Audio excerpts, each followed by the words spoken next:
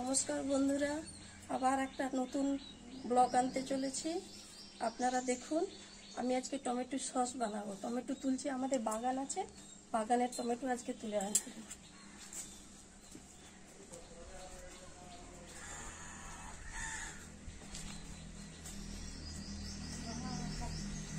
কত টমেটো পেকে গেছে দেখুন, লাল হয়ে পেকে গেছে একদম। বাড়ির টমেটো দেখুন, বাড়ির টমেটো একদম টাটকা টমেটো, দেশি টমেটো। ওকে সস করবো, খুব ভালো হয়। প্রচুর পাকা পাকা টমেটো, একদম লাল হয়ে টমেটোগুলো পেকেছে দেখুন, কত সুন্দর। এইগুলোতে সস ভালো হবে, টক টক আছে তো ভালো।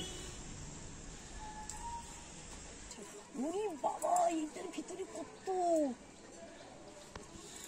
এইটা দেখো, এইটা কি বড় বড় টমেটো হয়েছে বাবা। সস বানাবো আজকে, পরে আচার বানাবো। এই টমেটো দিয়ে কিভাবে আচার বানাতে হয় সেটাও আমি দেখাবো। এইগুলো না হয়ে যাবে, অনেক সস পাবো দেখুন, একদম ভর্তি হয়ে গেছে। এইগুলো দিয়ে আজকে সস বানাবো।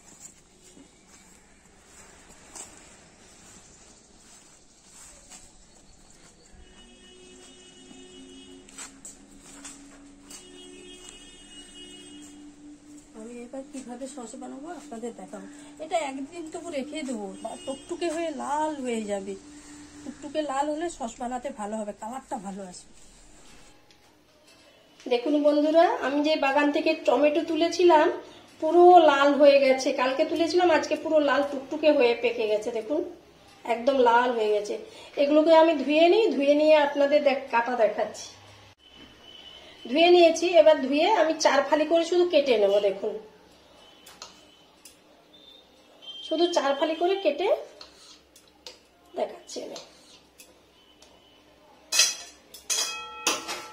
আমি একটা বড় জায়গা নিয়ে নিচ্ছি, এই কড়াইতে রেখে দেবো। এরকম ধুয়ে মুছে নেবেন, জল যেন না থাকে, তাহলে সসটা বেশি দিন থাকবে। আপনারা পুরো ভিডিওটা দেখুন, সস কিভাবে বেশি দিন থাকবে। আমি কিছু কিছু টিপস বলবো, আপনারা দেখতে থাকুন। এরকম করে আমি সব টমেটোগুলো কেটে নিচ্ছি। বন্ধুরা, আমি সব টমেটো কেটে নিয়েছি। এবার আমি ওভেনটা জেলে বসাচ্ছি। আমি ওভেন জেলে দিয়েছি, দিয়ে কড়া বসিয়েছি। ওর মধ্যে একটু লবণ দেবো, বেশি লবণ দেবো না, 1 চামচের মতো, কারণ আবার বিট নুন পড়বে, বেশি লবণ হলে ভালো লাগবে না। আর একটু আমি কাশ্মীরি রেড চিলি পাউডার একটু দিচ্ছি, 1 চামচের মতো। এই 1 চামচের মতো দিচ্ছি, লাল করার জন্য, এটা ঝালের জন্য না, এটা টমেটোকে লাল করার জন্য।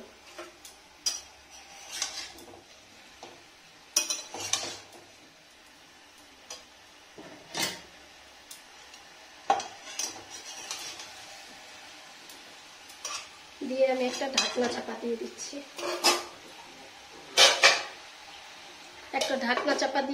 একটু। আমি একটা কাপড়ের পুটলি বানাবো, তার জন্য কিছু মশলা দিতে হবে।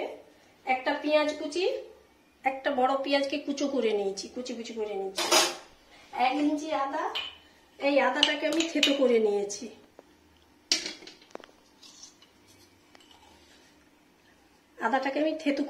হামাদিস্তায়। আর মানে 10 কোয়া মতো রসুনটাকে আমি হামাদিস্তাতে করে থেতো করে নেব। আমি রসুনটাকে থেতো করে নিয়েছি, এই 10 কোয়ার মতো রসুন থেতো করে নিয়েছি।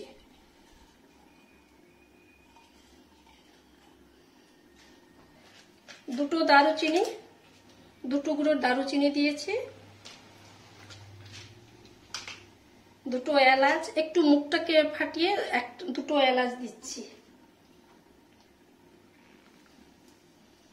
2টো এলাচ আর কয়েক টুকরো লবঙ্গ, 10 টুকরোর মতো লবঙ্গ, 10টা লবঙ্গ দিলাম। 7-8 পিস গোলমরিচ দিলাম,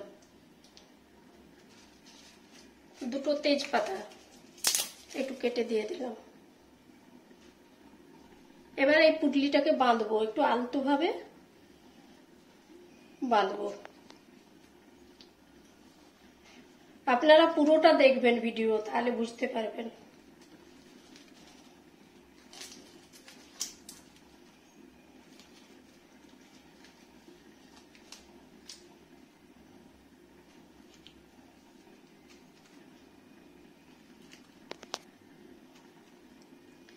এই যে পুটলিটা হয়ে গেল আমার। এবার আমি কড়াইয়ের মধ্যেই দিয়ে দেবো। এবার এই মাঝখানটা ফাঁক করে আমি এই পুটলিটা দিয়ে দিলাম। এবার একটু সিমে দেব, কারণ টমেটোর জলটা বেরোবে তো। এই অবস্থায় এখন সিমে রাখবো, 8-10 মিনিট সিমে থাকবে। ঝাল যে যেমন খাবেন, কিছু শুকনো লঙ্কা নিয়েছি, আপনারা আপনাদের মতো দিবেন, কিন্তু এতে কাঁচা লঙ্কা দিলে হবে না, এই শুকনো লঙ্কাই দিতে হবে। শুকনো লঙ্কা কেটে কেটে আমি দিচ্ছি।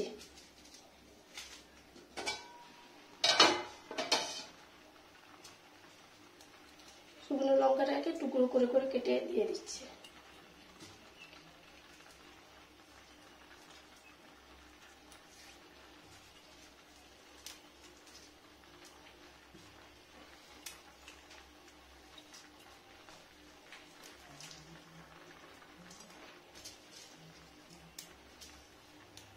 এটা ঝালের জন্য দিলাম শুকনো লঙ্কাটা।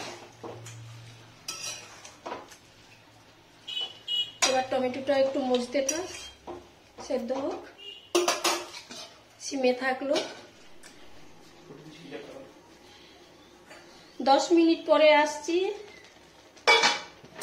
বাবা, প্রচুর জল বেরিয়েছে টমেটোতে।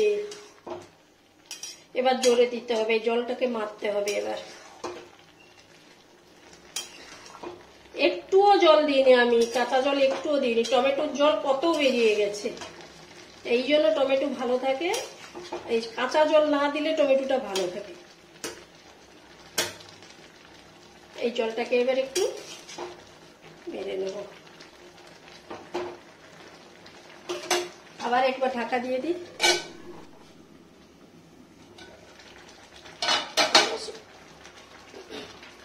10 মিনিট পরে ফিরে এসেছি, প্রচুর জল বেরিয়েছে। আমি মাঝে আর একবার নেড়ে দিয়েছিলাম, জোরে ফ্লেম ছিল তো, জোরে দম দেওয়া ছিল, মাঝে একবার নেড়ে দিয়েছি।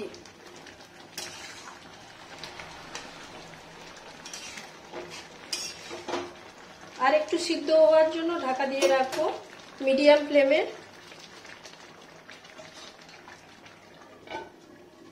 মিডিয়াম ফ্লেমে হোক। দেখুন বন্ধুরা, আবার আমি এসছি, জল প্রচুর বেরিয়ে গেছে, টমেটো থেকেই জল বেরিয়েছে। আমি কাঁচা জল কিছু জল ব্যবহার করছি না, কারণ এটা দেশি টমেটো তো, বাড়ির টমেটো বাগানে, ওই জন্য এত জল বেরিয়ে গেছে। বাজারের টমেটো হলে এতটা জল বেরোবে না। আপনারা বাজারে এখন টমেটো খুব কম দাম, আপনারাও সস বানাবেন, এখন তো টমেটো খুব কম দাম আছে। জলটা শুকনো হোক এবং সিদ্ধ হোক, আসছি।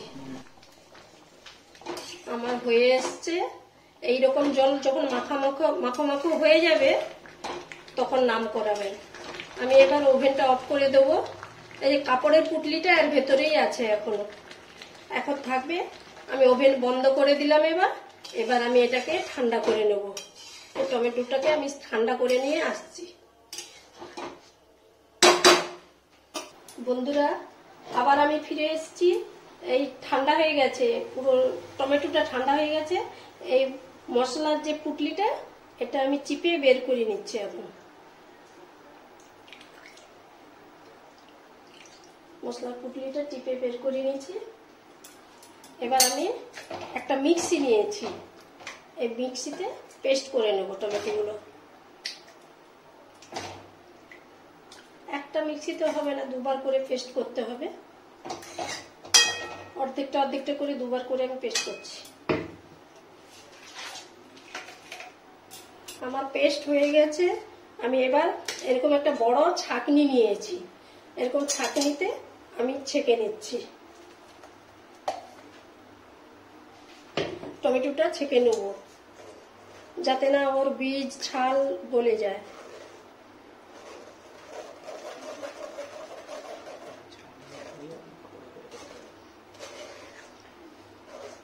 এইভাবে ছেঁকে নেব।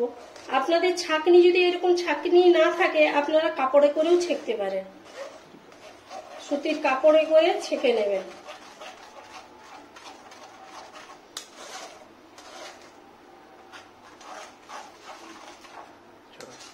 দেখুন আমার সমস্ত টমেটো ছেঁকা হয়ে গেছে। দেখুন কত বীজ বেরিয়েছে।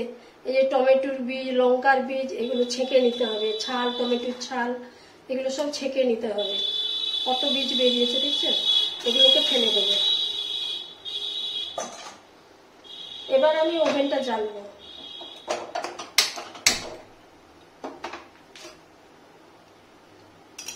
ওভেনটা জ্বেলে একটু ফোটাবো।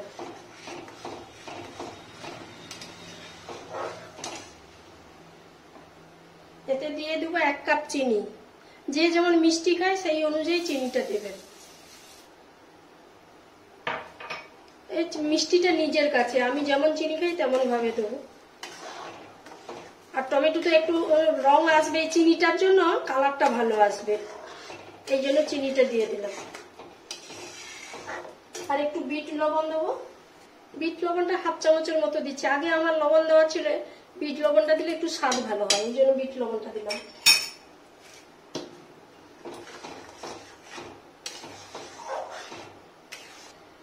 টমেটোটা ফুটতে থাকছে। এবার আমি সেই যে পুটলিটা তুলে রেখেছিলাম সেই পুটলিটা দেবো, যাতে এতে ভালো গন্ধটা আসে, এর জন্য এই পুটলিটা দিলাম। আবার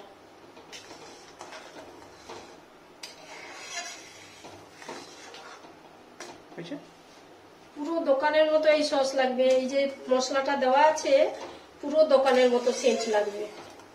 দোকানে যেরকম সস পাওয়া যায় সেই রকম। নাড়তে আমি 10 মিনিট পর্যন্ত আমি নাড়ছিলাম। নাড়তে নাড়তে এইরকম মোটা হয়ে গেছে। এবার আমি 4 চামচে 4 ভাগের 1 ভাগ আমি গোলমরিচ গুঁড়ো দিচ্ছি।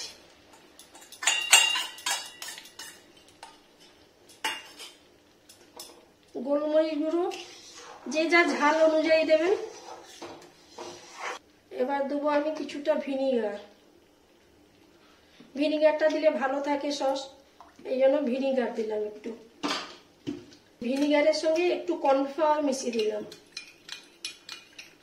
কর্নফ্লাওয়ার মিশিয়ে টমেটো সসে দিতে থাকবো আর নাড়তে থাকবো।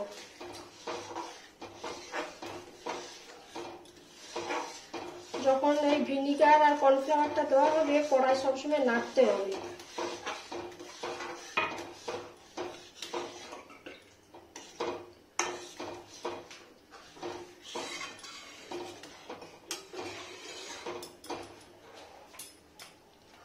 এই সোডিয়াম বেনজয়েডটা হচ্ছে প্রিজারভেটিভ, সসকে ভালো রাখে।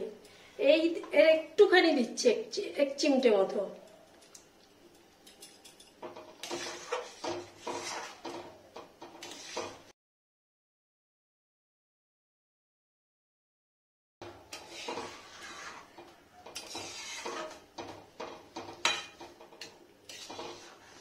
আমার সস বানানো পুরো কমপ্লিট। এবার আমি দেখে নেবো ঠিক আছে কিনা, এই জন্য একটু প্লেটে দিয়ে দেখবো সসটা কিভাবে আসছে।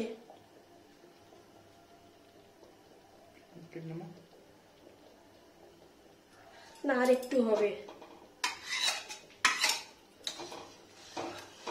আর একটু মোটা হবে, এর জন্য আর একটু ফুটিনি। এই দেখুন আমার সসটা হয়ে এসছে। এই দেখুন আস্তে আস্তে গড়াচ্ছে। এইবার বুঝতে হবে এটা হয়ে গেছে। এইভাবে বুঝবেন যে আমার হয়েছে কিনা।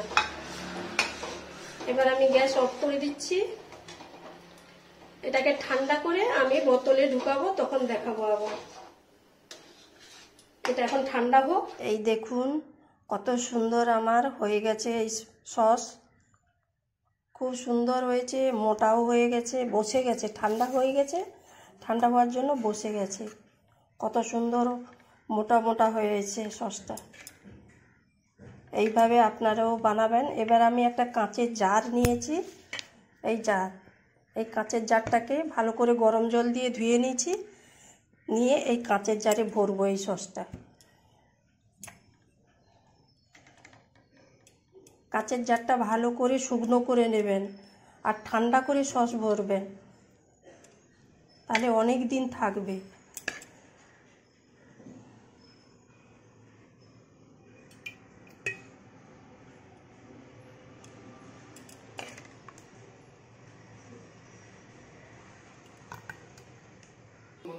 দেখুন বন্ধুরা, আমার সস ভরা হয়ে গেছে জারে, আর এই সস আমি স্টোর করে ফ্রিজে রেখে দেবো। এখন এই সস আমার তো 1 বছর ভালো থাকে, মিনিমাম তো 6 মাস ভালোই থাকবে।